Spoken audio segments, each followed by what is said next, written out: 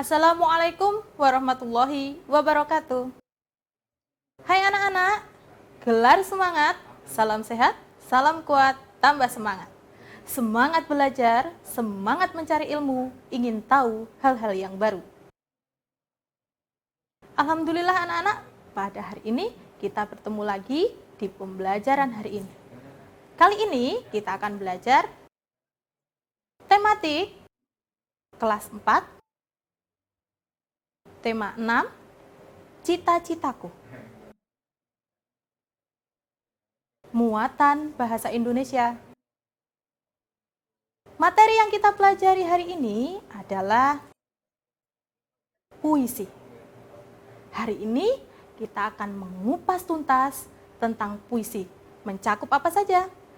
Mencakup yang pertama yaitu kita akan mempelajari pengertian puisi, isi makna puisi, langkah-langkah membuat puisi, serta cara mendeklamasikan sebuah puisi. Simak dan perhatikan baik-baik.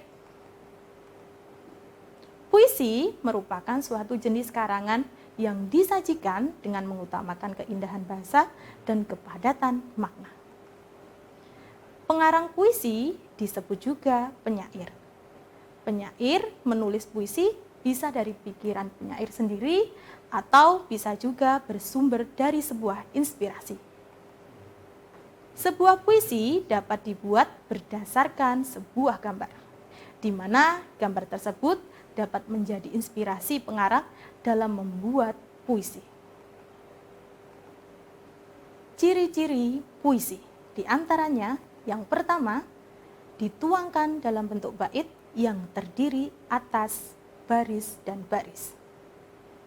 Yang kedua, diksi bersifat kiasan dan indah. Yang ketiga, bahasa terkait irama dan rima.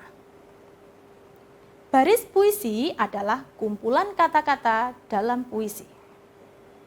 Baris-baris puisi terkumpul menjadi bagian-bagian yang disebut bait puisi. Irama adalah keselarasan bunyi pada puisi yang dibentuk oleh pergantian kata. Rima disebut juga sajak. Rima adalah persamaan bunyi dalam baris sebuah puisi. Berikut contoh puisi yang menunjukkan suatu baris, bait, irama, dan rima. Perhatikan baik-baik.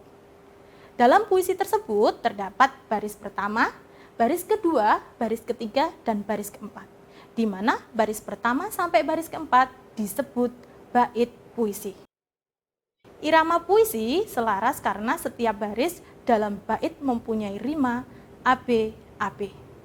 Nah, apa yang dimaksud dengan rima? Berikut beberapa jenis rima dalam sebuah puisi. Yang pertama yang perlu diketahui, rima AB-AB, yaitu puisi berima silang. Dalam setiap bait puisi memiliki persamaan bunyi pada baris pertama dengan baris ketiga dan baris kedua dengan baris yang keempat. Yang kedua, rima AB-BA atau sering disebut puisi berima peluk. Dalam setiap bait puisi memiliki persamaan bunyi pada baris pertama dan baris keempat dan baris kedua dengan baris ketiga. Yang ketiga, rima AA-BB atau yang sering disebut puisi berima pasangan. Dalam setiap bait puisi memiliki persamaan bunyi pada baris pertama dengan baris yang kedua dan baris ketiga dengan baris yang keempat. Yang keempat, rima AA-AA atau sering disebut puisi berima terus. Dalam setiap baris puisi memiliki persamaan bunyi pada semua barisnya, yaitu baris pertama, baris kedua, ketiga, dan keempat.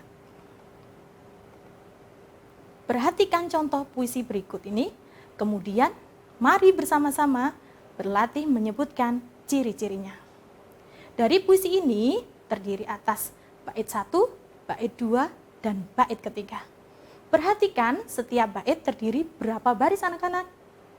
Nah, kita akan berlatih menyebutkan ciri-cirinya. Berdasarkan puisi tersebut, kita dapat mengetahui ciri-ciri puisi sebagai berikut. Yang pertama, tiap bait terdiri atas 4 baris dan terdapat 3 bait dalam puisi tersebut. Yang ketiga, setiap bait bisa berdiri sendiri. Yang keempat, bahasa yang digunakan terikat oleh rima. Yang kelima, keempat baris dalam puisi merupakan satu rangkaian sebuah cerita. Untuk dapat menentukan makna dari sebuah puisi, kita dapat melakukan langkah-langkah sebagai berikut. Yang pertama, membaca puisi dengan seksama secara berulang-ulang agar kita memahami tema puisi yang ditulis oleh penulis. Yang kedua, membaca setiap baris dalam bait puisi secara cermat. Yang ketiga, mencatat hal-hal yang disampaikan dalam puisi tersebut. Yang keempat, mencatat peristiwa penting dari setiap baris pada bait puisi. Serta yang kelima, menyusun catatan-catatan yang telah dibuat sesuai kreativitas menggunakan bahasa sendiri. Dalam membuat puisi, kita perlu memperhatikan beberapa hal. Di antaranya, yang pertama, kita harus menentukan tema. Tema merupakan gagasan utama dalam sebuah puisi. Yang kedua, mencari informasi yang mendukung penulisan. Usahakan mencari informasi tentang suatu objek yang akan dibuat menjadi puisi. Informasi dapat kita peroleh melalui pengamatan, hal yang dialami, serta melalui media cetak, seperti majalah, artikel, buku, televisi, ataupun internet. Ketiga, menulis segala hal yang dibayangkan. Catatlah segala hal yang dibayangkan, baik dalam pikiran, perasaan, maupun sebuah pengalaman. Yang keempat, memilih kata atau diksi yang tepat, yaitu menggunakan kata yang bermakna positif, menggunakan kata atau ungkapan pujian untuk sesuatu yang indah, menghindari kata yang bersifat mengejek atau menghina, menggunakan kata-kata yang memiliki kemiripan bunyi akhir agar terdengar indah saat dibaca. Misalkan, canda tawa, suka duka. Yang terakhir, menggunakan perumpamaan objek. Misalkan, guru yang sabar mengajari murid-muridnya diumpamakan seperti ilmu padi, semakin tua makin merunduk. Yang kelima, menggunakan majas atau sajak. Majas adalah cara melukiskan sesuatu dengan jalan menyamakan dengan sesuatu yang lain atau kiasan. Sajak adalah gubahan karya sastra yang mementingkan keselarasan bunyi bahasa. Yang keenam, mencermati dan mengoreksi teks puisi. Setelah selesai menulis puisi, sebaiknya bacalah kembali dan memperbaiki teks puisi yang telah dibuat jika ada kekurangan dalam penulisan tersebut. Berikutnya, kita akan belajar mengenai tanda baca dalam mendeklamasikan sebuah puisi. Mendeklamasikan puisi sama artinya dengan menyampaikan atau membaca puisi pada pendengar.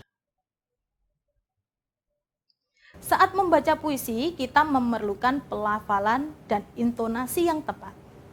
Lafal berarti cara seseorang mengucapkan bunyi bahasa, berkaitan dengan kejelasan suara.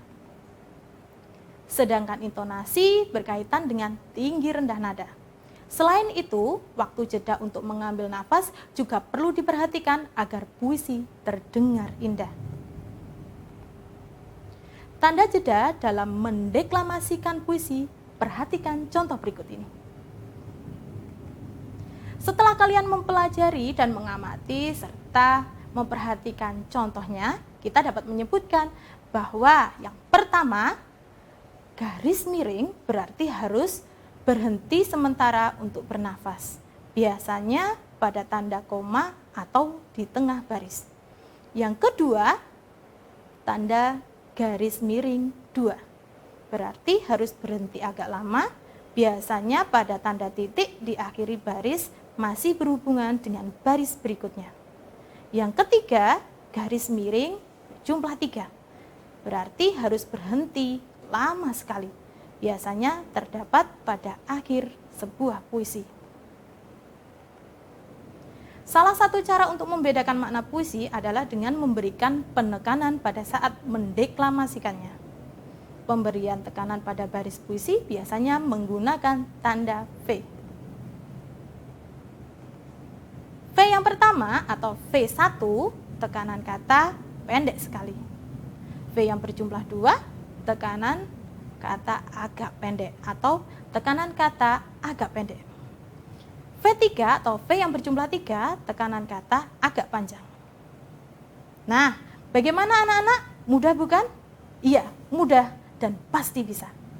Demikian materi hari ini, sampai bertemu lagi di materi berikutnya. Jangan lupa jaga kesehatan, tetap semangat. Semangat apa anak-anak? Semangat belajar, semangat mencari ilmu, ingin tahu hal-hal yang baru. Terima kasih. Wassalamualaikum warahmatullahi wabarakatuh.